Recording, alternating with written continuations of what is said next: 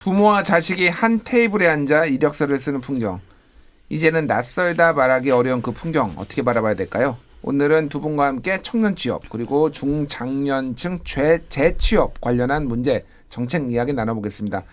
용해인 기본소득당 의원 그리고 김성희 고려대 노동전문대학원 교수 겸 LESG 평가연구원장 나오셨습니다. 안녕하세요. 예, 안녕하세요. 안녕하세요. 예, 저희가 사실 요즘 뭐 나라가 너무 시끌시끌해가지고 이 탄핵 얘기 뭐 그리고 대선 얘기 이제 이거를 주로 하고 있는데 저도 이제 기사를 뭐 사회 기사 무슨 경제 기사 이런 걸 읽다 보면은 큰일 났다 진짜. 나라 진짜 거의 망할 것 같다. 농담이 아니라 막 이런 생각까지 들어요. 요즘 나오는 데이터들을 보면은 좋은 게 하나도 없는데 이 통계청이나 이쪽에서 나온 이 고용 자료도 굉장히 좀 심각하더라고요. 일단은 예. 그냥 쉬는 청년이 굉장히 많이 늘었다. 지금 뭐 50만 명이 뭐 있다. 뭐 이런 얘기까지 국무조정실에서 자료가 발표됐더라고요. 이게 2년 전에 비해서 한 2배 이상 늘었다라는 건데 요거는 좀 어떻게 좀 봐야 될지 교수님이 좀 설명해 주실까요? 예.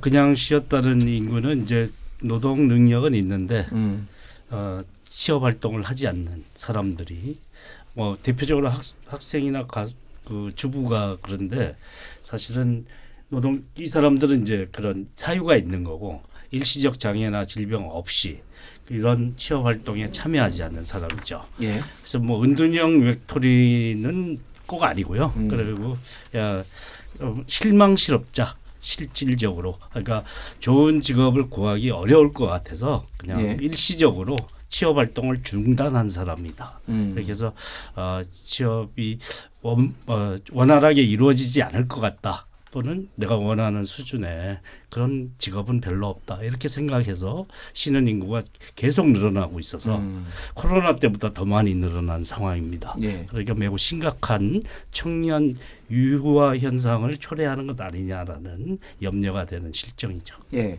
일단 통계청이 지금 오늘 발표한 2025년 2월 고용 동향에 따르면은 지난달 비경제 활동 인구 중 쉬었음으로 답한 청년층은 이제 15세에서 29세인데 50만 4천 명인데 이게 1년 전보다 13.8% 그러니까 1년 전에는 44만 명이었는데 이게 50만 명이 되니까 이게 굉장히 빠르게 늘고 있다. 용해인 의원님은 좀 어떻게 보십니까? 그러니까 이 쉬었다 이유 없이 쉰 사람을 이제 그냥 쉬는 청년이라고 이제 표현을 한 건데 사실 실제로 따져보면 이유가 없지는 않겠죠. 그 이유를 좀 밝혀내는 것이 중요할 텐데 어제 한국고용정보원에서 2025년 청년 고용 포럼 1차 회의를 진행을 하면서 실태조사 결과를 발표를 했습니다. 그래서 1년 이상 쉬었음 경험이 있는 청년 3,189명을 대상으로 한 실태조사였는데요.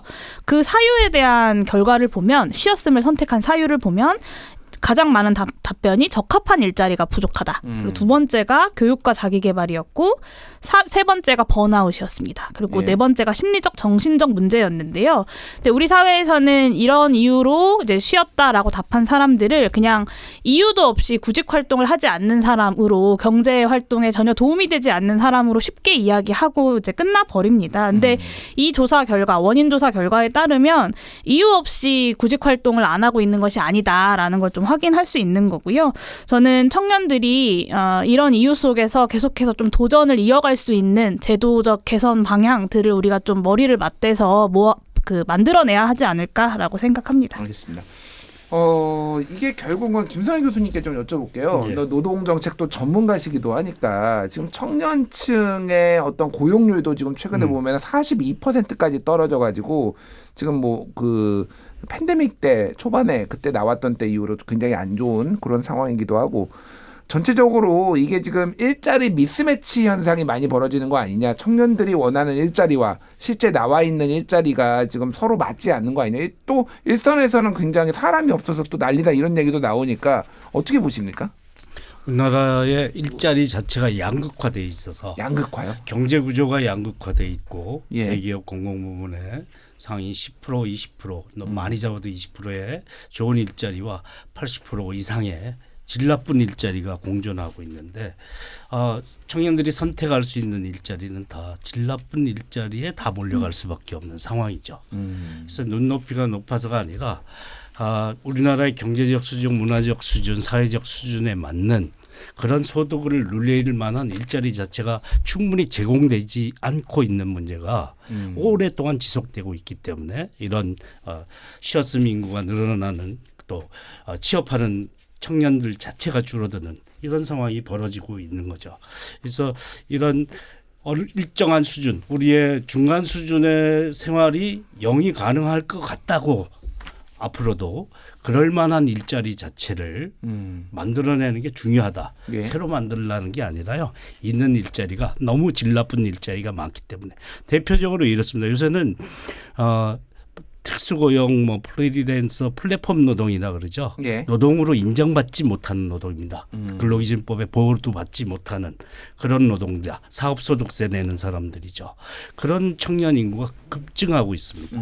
그러니까, 라이더 같은 사람들 말씀하시는 그렇죠. 거죠? 예. 비정규직으로 취업할 수밖에 없는데 거기서 더 보호망이 부재한 이런 비임금 노동자로 전락하는 청년들이 많다 보니까 이 일자리에 최소한의 안전망이라도 만들어주고 그리고 이 일자리가 조금 그래도 지속 가능한 일자리로 중소기업의 일자리 자체가 그렇게 미래를 꿈꿀 만한 일자리가 안 되는 거 아닙니까? 그래서 출산 파업도 일어나는 거고 그런 현상을 극복하기 위해서는 있는 일자리가 좀 상향되도록 만드는 그래서 청년들이 선택 가능한 일자리가 되도록 만드는 게 중요하다고 봅니다. 근데 이제 일부 이제 기성세대나 언론에서는 아니 우리 때는 더 힘들었고 더 어려워도 다 취업해가지고 다 또 이직도 하고 그러면서 잘했는데 지금 너무 좋은 자리만 가려고 사람들이 그렇게 하는 거 아니냐 이렇게 좀 얘기를 하시는 분들도 있더라고요. 옛날에는 이제 발전한 고도 성장하는 나라에서 상향 이동이 가능했는데 지금 상향 이동의 사다리가 끊겨 있지 않습니까? 예. 한번 그 직업을 선택해서 불안정한 일자리에 가면 헤어나오지 못한 늪이 되고 있는 상태라서 그런 사다리가 사라진 그런 사회에서의 모습 청년들에게 뭔가 비전을 제시해 줄 수 없는 그런 조건이라는 점이 예전하고는 전혀 다른 점이라고 할 수 있죠. 이제 어떤 직업 간 아니면 직군 간의 어떤 계층 이동 사다리 이런 것들이 예전에는 좀 가능하고 경제가 계속 지속적으로 5에서 10%씩 성장했을 때와 지금처럼 이제 1%대로 성장을 하고 그리고 완벽하게 대기업 정규직 루트와 중소기업 아니면 아예 이제 비정규직 루트가 한번 들어가면은 거기에서 빠져나오기 힘든 거는 완전히 다른 시대다 이렇게 말씀하시는 거죠. 비정규직과 불안정 노동이 신분이니까요. 하층 신분이 돼서 그러니까 벗어나지 못한다라는 거죠. 청년들에게 그 비전을 제시하지 못하면 청년들 보고 일자리 찾아서 열심히 노력하라는 얘기를 할 수가 없는 거죠. 알겠습니다. 자, 의원님께 좀 여쭤볼게요. 이게 좀 심각해 보이는 거는 한 번 일단은 그냥 쉬었음으로 했을 때 통계적으로 보면은 그냥 쉬었음 상태에서 취업에 성공할 확률은 2023년에 5.6%에 불과했다. 이런 통계가 있더라고요. 그러니까 한 번 일단은 취업에 대한 의지가 꺾이면은 취업이 더 잘 안 되기도 하고 또 이제 아예 그냥 좌절하는 이런 경우가 많다라는 건데 그럼 이 문제를 좀 어떻게 풀어야 될 것인가? 이게 그냥 단순히 이게 그런 게 아니지 않으니까 이게 국가 전체적인 어떤 산업 전반에도 이런 얘기를 좀 해야 되지 않나 그 생각도 드네요. 그렇죠. 아무래도 이제 잘 지적해 주신 것처럼 일자리 자체가 양극화되고 있는 것이고 비정규 불안정 일자리가 많이 늘어나고 있는 건데요. 이거는 수치로 좀 말씀을 드리면 좀 이해가 쉬우실 것 같아서 좀 준비를 해봤습니다. 작년 8월에 나왔던 경제활동 인구 조사 중에 20대에 대한 내용을 좀 살펴보면요. 역대 최대 규모로 비정규직이 증가를 했고 정규직은 사상 처음으로 200만 명 이하를 기록을 했습니다. 그래서 수치로 말해보면 정규직이 17만 6천 명이 줄었고 비정규직이 3만 8천여 명이 늘었어요. 그래서 그 결과로 비율을 따져보면 지금 20대 노동자들 중에 4명 중 1명은 비정규직인 상황입니다. 그러니까 이런 상황에서는 내가 아무리 취업 활동을 열심히 하고 구직 활동을 한다고 하더라도 결국에는 비정규직이 비정규직, 불안정한 일자리로 일할 수밖에 없는 조건에 놓이게 되는 거고 그런 상황에서 절망하니 그냥 손을 놓고 쉬게 된다거나 뭐 조금 이제 쉬어가는 시간을 갖게 된다거나 그런 악순환에 계속해서 빠지게 되는 거죠. 근데 더 큰 문제는요. 지금 우리가 미래 산업이라고 이야기하는 뭐 최첨단 기술을 활용한 여러 산업들이라거나 뭐 이런 것들이 뭐 플랫폼 기업들이라거나 뭐 인공지능이라거나 이런 영역에서의 산업들, 반도체 산업도 마찬가지고 고용을 많이 유발하지 않습니다. 예전에 제조업처럼. 그래서 점점 더 질 좋은 일자리는 줄어들 것이고 점점 더 불안정한 일자리들은 늘어날 텐데 이 불안정한 일자리들의 안전망을 구축하는 것과 동시에 조금 이렇게 산업 구조 자체가 변해가는 상황에서도 사람들이 최소한의 삶의 안전망을 확보할 수 있도록 이제 기본소득 같은 사회 안정적인 소득에 대한 보장 이런 제도들도 함께 논의가 되어야 이 청년들이 경험하고 있는 불안정 문제 그리고 일자리 문제도 같이 좀 고민해 나갈 수 있다라는 말씀을 좀 드리고 싶습니다. 예, 뭐 이제 용해인 의원님 방금 말씀하신 게 지난번에 이제 이재명 대표가 그 우리나라 이제 AI 인공지능 전문가들하고 얘기를 하다가 K 엔비디아의 뭐 지분을 30% 정도로 이제 기본소득 같은 데에 이제 쓸 수 있지 않느냐 그래가지고 사회주의다 뭐 이런 논란들이 있었는데 전체적으로 보면 맥락은 좀 비슷하게 그런 취지로 좀 말씀해 주신 것 같아요. 어쨌든 점점점 일자리는 줄어들고 그리고 이제 인공지능이나 다른 자동화된 것이 대체를 한다라면 이거를 어떻게 이제 기본적으로 일을 하지 않는 사람들의 삶을 유지를 해줄 것인가 이런 고민이 필요하다라고 말씀하셨는데, 그러니까 저는 지금 궁금한 게 최근에 이거 결국은 이제 정부 대통령이 해야 될 문제고 전반적으로 뭐 대통령뿐만이 아니라 뭐 산업부 장관, 노동부 장관이 다 같이 이제 해야 되는 건데 지금 일단 대통령의 공백기니까. 근데 김문수 고용부 장관이 최근에 민관 일자리 창출 협약식에 갔는데. 회장님들이 조금 일자리 좀 만들어 달라. 지금 그렇게 얘기를 하면서 뭐 최저임금 사업별 적용, 고용의 유연성 이런 것들이 중요하다 이런 얘기를 했어요. 전문가시니까 이런 것들이 조금 지금 실제 일자리 창출이나 일자리가 늘어나거나 아니면 일자리의 미스매칭을 해결하는 데 어느 정도 도움이 될까요? 제가 뭐 98년 이후에 역대 대통령들이 대기업 총수들을 모아서 일자리 문제가 생길 때마다 신규 채용 좀 늘려라 이렇게 얘기했는데 한 번도 실행이 안 됐습니다. 한 번도 안 됐나요? 예, 그렇게 한다고 해서 늘릴 거였으면 그렇게 쉽게 늘릴 수 있는 거였으면 안 늘린 대기업들 문제죠. 그런데 자기들도 다 판단이 있고 이래서 안 늘리는 거고 신규 채용을 할 필요가 없죠. 다른 경쟁 기업은 비정규직 쓰고 비임금 근로자 써서 인건비 절감하는데 나만 어떻게 정규직을 뽑습니까? 이거는 같이 이루어져야 되거든요.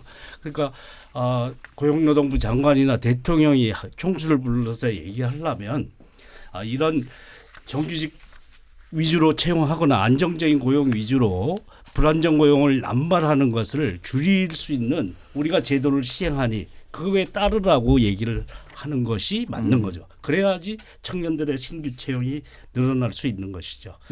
그 방식을 쓰지 않고 뭐 좀 잘해보자, 좀 적극적으로 협력해달라. 경제라는 게 뭐 그렇게 돌아가는 것도 아니고요. 그 경쟁의 메커니즘 속에 돌아가는데 경쟁의 제도 설계 자체를 정부가 하는 거지 않습니까? 제도 설계를 그렇게 착한 기업이 좋은 고용을 하는 기업이 우대받을 수 있는 제도를 설계하고 그 정책으로 유도해야지 되는 거지. 자기 할 일은 안 하고 그게 말 몇 마디 해서 그런 립서비스로 뭔가 문제가 해결될 수 있다고 하는 거는 참 시대착오적이지 않습니까? 너무 오랜 올해 구태 모습이 아닐까 생각합니다. 예, 뭐 정부와 지자체에서도 여러 가지 프로그램을 지금 운영을 하고 있습니다. 예를 들면은 뭐 지방자치단체에서는 청년 도전 지원 사업 뭐 이런 것들이 있고 고용노동부에서는 한국형 청년 보장제 그래서 졸업 후에 4개월 이내에 취업과 훈련 기회를 보장하는 제도 그리고 일자리 채운 청년 지원금 그래서 중소기업에 취업하는 청년을 위한 정책 뭐 이런 것들을 지금 운영을 하고 있는데 이건 두 분께 짧게 여쭤볼게요. 이런 정책들이 좀 어느 정도 효과가 있는지 있을 것인지 좀 궁금합니다.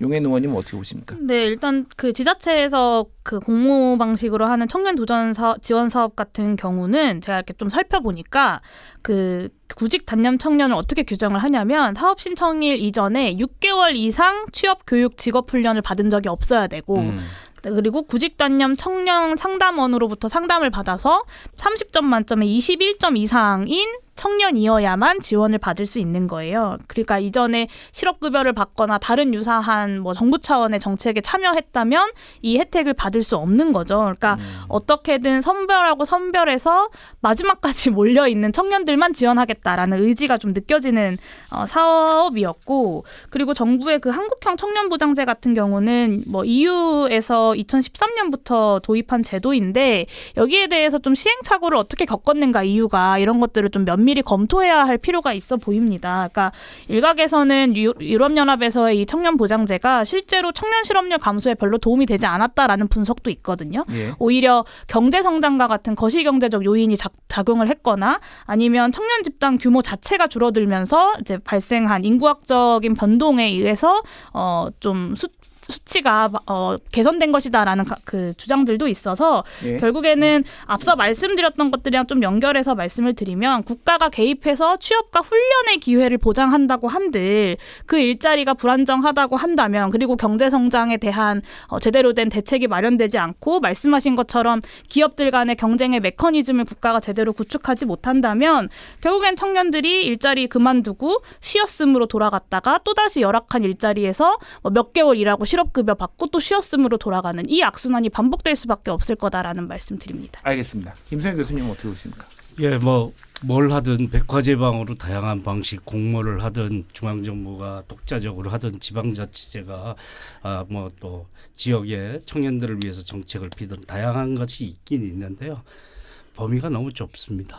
범위가 좁다. 예산이 너무 작습니다. 그러다 보니까 이렇게 까다로운 조건을 걸지 않습니까? 예. 틈새를 헤치고 선발 그런 분들이 6개월 동안 뭘 안 하고 이랬던 사람들이 사실 이렇게 나오기가 쉽진 않잖아요.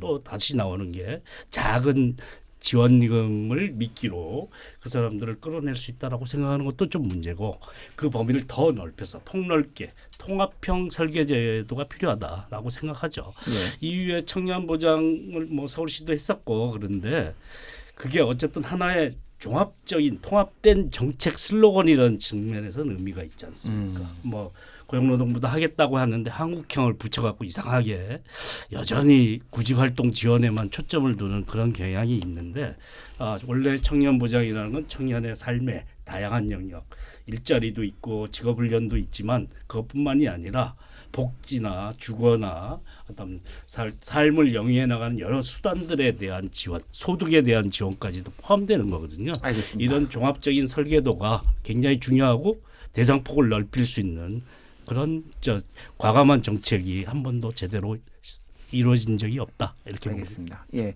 어떤 고용 정책 전반에 대해서 조금 다 들여다봐야 된다. 이 두 분이 또 그런 말씀을 해주신 것 같은데, 자, 이거 청년 취업 얘기를 하다 보니까 이 50대의 이제 중장년 취업 문제도 좀 얘기를 안 할 수가 없어요. 이게 굉장히 요즘 중요한데, 한국경제인협회 중장년 내일센터에 따르면은 2023년 기준 중장년층의 희망 퇴직 연령은 평균 68.9세. 이건 너무 좀 길긴 합니다. 예, 본인이 희망한다 이런 거 했는데 실제 퇴직 연령은 50.5세 정도 된다고 합니다. 그러니까 이게 50세에 나오면은 다시 재취업을 해야 되고, 아이들이 이제 막 대학생이거나 뭐 이제 등록금 고등학생. 들어가거나 뭐 고등학생이거나 뭐 이러기 때문에, 근데 지금 대학생 아들과 그리고 아빠가 같이 이제 구직 활동하는 이들이 굉장히 많은 것 같아요. 이건 또 뭐 정년 연장을 해야 된다라고 하는데 50세가 사실 정년이어서 나온 건 아니잖아요. 그러니까 네. 사기업에서는 정년과 무관하게 또 이런 일종의 정리해고가 사실 있는데 어떻게 이거는 좀 봐야 됩니까, 용혜인 그러니까 의원님? 정년을 채워서 퇴직하는 비율은 10%가 채 안 된다고 해요. 그리고 조기 퇴직자 중에 46%는 향후 재취업을 하겠다 이런 응답을 하고 있고요. 그 이유는 가장 큰 것이 생활비 부족이라고 합니다.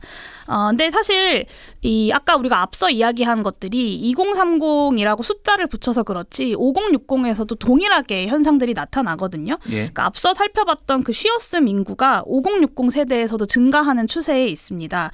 1월 고용 동향에서 50대가 전년 동월 대비 8.2% 증가했고 60세 이상은 3.6% 증가했거든요. 근데 2월에도 그 추세가 계속 이어져서 50대가 3.5% 증가했고 60세 이상이 3.9% 증가를 했습니다. 그러니까 우리가 앞서 이야기했던 청년 세대의 일자리 문제라고 하는 것이 청년들이 나이가 젊을 때 고생하는 것, 그냥 청년이어서 경험하는 것이 아니라 한국 사회 전반의 구조적인 문제를 담고 있다라는 것을 이 수치들이 그대로 보여준다라고 볼 수 있을 것 같습니다. 알겠습니다. 교수님 좀 어떻게 이거를 해결해야 될까요? 예, 딴 자료에 따르면 노년층의 희망퇴직 연령이 72.3세라는 그 노년층 고령층 부가조사 자료 결과도. 72세요. 예. 너무 그 정도면 이제 좀 쉬셔도 될 것 같은데. 제가 예.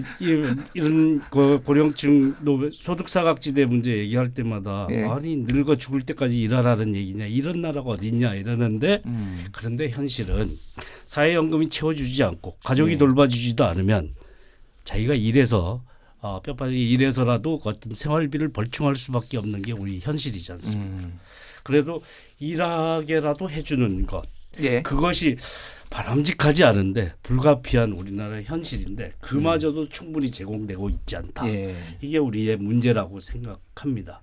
결코 바람직하지 않죠. 늙어서까지 뼈 빠지게 일해야 되는 그런 사회가 정상적인 사회는 아니지만 그 사람들에게 조금이라도 일을 해서라도 생활비 빈곤에 빠지지 않도록 할 수 있는 예. 그 장치가 너무 부족하다. 그래서 뭐 정년 연장 얘기도 있고 재고용 얘기도 있고 그다음에 이제 고령층의 다양한 사업이 있는데 너무 허드렛 일만 제공하고 있거든요. 예. 7호 사업 중심의 그 사업 모델은 IMF 때 나온 거잖아요. 예. 아직까지 벗어나지 못하고 있어서 조금 더 세련된 할 만한 일자리 수준, 예. 어떤 생활비 벌충이 될 만한 수준의 일자리 제공을 알겠습니다. 하는 게 필요합니다. 예.